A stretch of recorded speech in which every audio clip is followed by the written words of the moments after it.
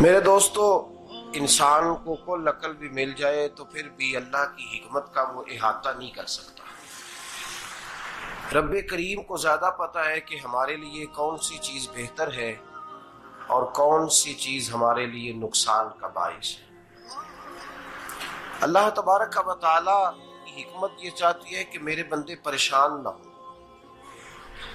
رب یہ چاہتا ہے کہ میرے بندے کسی جگہ پہ بھی دقت اور پریشانی کا شکار نہ ہو، تو اللہ تبارک و تعالی نے راہ اعتدال اختیار کرنے کا حکم ارشاد فرمایا کہ تم اعتدال کے رستوں پہ چلو، معتدل زندگی گزارو، افراط و تفریط سے بچو۔ آج جس معاشرے میں ہم وقت گزار رہے ہیں، اس معاشرے میں ہم اس بات کو سمجھنے سے قاصر ہیں کہ اصل ہمارا مسئلہ کیا ہے۔ ہمارا اصل جو مسئلہ ہے اس کی شناخت ہمیں کیسے ہوگی اور ہم پھر اس تک رسائی کس انداز میں حاصل کر پائیں۔ ہم ہمیشہ اپنی آمدن بڑھانے کے چکر میں رہتے ہیں، ایک کام اور شروع کر لیں، پارٹ ٹائم جاب شروع کر لیں، کوئی سائیڈ بزنس اس کا آغاز کر لیں۔ ہماری جو دوڑ لگی ہوئی ہے وہ لگی ہے کام بڑھانے میں، آمدن بڑھانے میں، حالانکہ اسلام ہمیں یہ کہتا ہے کہ تو آمدن بڑھانے کے چکر میں نہ پڑ، اصل بات یہ ہے کہ تو اپنے خرچے کنٹرول کر۔ تنگ انسان وہ نہیں ہوتا جس کی آمدن تھوڑی ہوتی ہے، یہ توجہ کیجیے گا میری بات، یہ قیمتی بات ہے اور گفتگو ساری کا لب لباب ہے۔ تنگ بندہ وہ نہیں ہوتا جس کی آمدن تھوڑی ہوتی ہے، اصل پریشان وہ ہوتا ہے جس کے خرچے زیادہ ہوتے ہیں۔ اور ہمارا جو روزمرہ کا نقصان ہو رہا ہے نا، وہ آمدن کے معاملات میں نہیں ہو رہا۔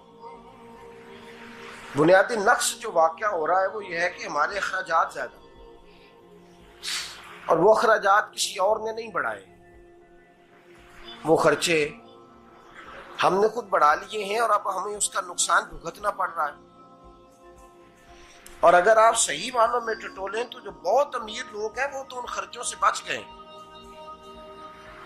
میں نے بہت سارے ایسے ختمات میں شرکت کی ہے، میں بہت ساری ایسی جگہوں پہ گیا ہوں کہ جہاں لوگوں نے بڑا مختصر سا ختم دلایا ہے تو ہو گیا ہے ختم۔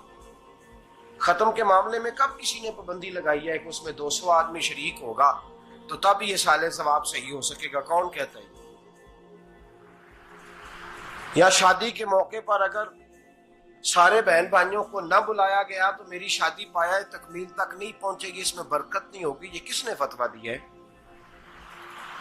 معتدل زندگی کا اسلام حکم دیتا ہے۔ میں پڑھ رہا تھا کہ ایک بہت بڑا صدر ہے، غالباً سوڈان کے صدر کی بات ہو رہی تھی، تو اپنے بیٹے کی بارات لے کے گیا تو 4 لوگ گئے ہیں بارات اور 15 لوگوں کا اس نے اہتمام کیا اپنے گھر میں کھانا کھانے کا، تو کیا شادی ہو گئی کہ رک گئی؟ تو بھائی راگ الاپنا اس بات کا کہ بڑی پریشانی ہے، کوئی سائیڈ بزنس شروع کیا جائے فلان جگہ فلان جگہ فلان جگہ، تو اصل معاملہ یہ ہے کہ پہلے ایک بندہ کماتا ہے تو پھر بھی گھر ہی چلتا ہے، پھر بڑا بیٹا ساتھ شامل ہوتا ہے تو پھر بھی گھر ہی چلتا ہے، پھر منجلا بیٹا شامل ہوتا ہے تو پھر بھی گھر ہی چلتا ہے۔ جو رونا دادا جی رویا کرتے تھے کہ بڑی مصیبت ہے، بڑی مشکل ہے، گاؤں میں رہ اکیلے ہوتے تھے اور وہ 5 بچوں کو اور 4 بچیوں کو وہ پالتے تھے، تو جو وہاں پریشانی تھی وہی آج پریشانی شہر میں آ کر پڑھ لکھ کر موٹی تنخواہ لے کر وہی پریشانی ہمیں ہے۔ تو میں جس نتیجے پہ پہنچا ہوں اس کو پڑھ کے، قرآن مجید کی چند آیات کو دیکھ کر اور اس مفہوم کی جو حدیثیں کتب احادیث میں پائی جاتی ہیں اور ہمارے بزرگوں نے ہمیں جو مزاج اس حوالے سے دیا ہے، میں اس نتیجے پہ پہنچا ہوں کہ مسئلہ آمدن کا نہیں، مسئلہ خرچے کا ہے۔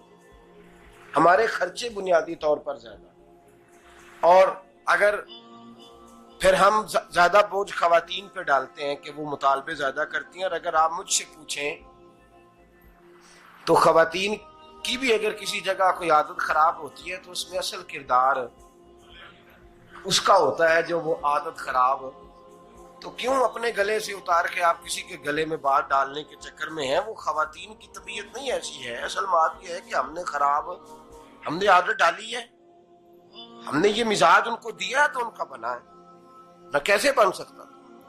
تو اعتدال جب تک زندگی میں نہیں ہوتا، پانی پیاس بجھاتا ہے لیکن ایک گلاس ہی ہو تو پیاس بجھاتا ہے، بالٹی کو منہ کو لگائے گا تو کپڑے بھگو دے گا اس کے. حالانکہ پانی بری چیز کا نام نعمت ہے نا بہت بڑی اللہ کی، لیکن پیالے میں ہی اچھا لگتا ہے. کوئی مٹکا منہ کو لگائے گا تو تانگ ہوگا، پیالہ ہی بہتر ہے اس کے لیے. تو میرے دوست، مٹکے سے بھی بعض اوقات کام چل جاتا ہے، لیکن اگر کوئی کہے نہیں مجھے دریا ہی چاہیے تو اس کا تو گھر بہ جائے گا، سارا گھر بہ جائے گا اس کا. ہمیں دریا قابو کرنے کا موڈ بنایا ہوا ہے تو اس سے گھر بہا کرتے ہیں، اس سے گھر بنا نہیں کرتے. گھر پیالے سے پانی پینے سے بنتا ہے. اگر تو دریا پہ قبضہ کرنے کا موڈ بنائے گا تو گھر بنے گا نہیں، گھر بہ جائے گا. آگ نہ ہو تو کھانا پک نہیں سکتا، لیکن ہلکی آنچ سے کھانا پکتا ہے. اور اگر آنچ تیز کر دی جائے تو جی قرینے قیاس بات کر رہا ہوں، میں عقل سے ماورا نہیں کر رہا.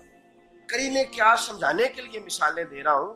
ہلکی آنچ پہ کھانا پک جاتا ہے اور آگ تیز ہو تو کھانا جل جاتا ہے. تو کھانا اتنی دیر کھانے کے قابل رہتا ہے جب تک وہ ہلکی آنچ پہ پکتا ہے. تو جتنی مرضی تو کہتا ہے نہیں میرا گزارے نہیں، آگ تیز ہونی چاہیے، تو میاں جل جائے گا، جل جائے گا. ہوا نہ ملے تو سانس نہیں آتی، ٹھیک ہے؟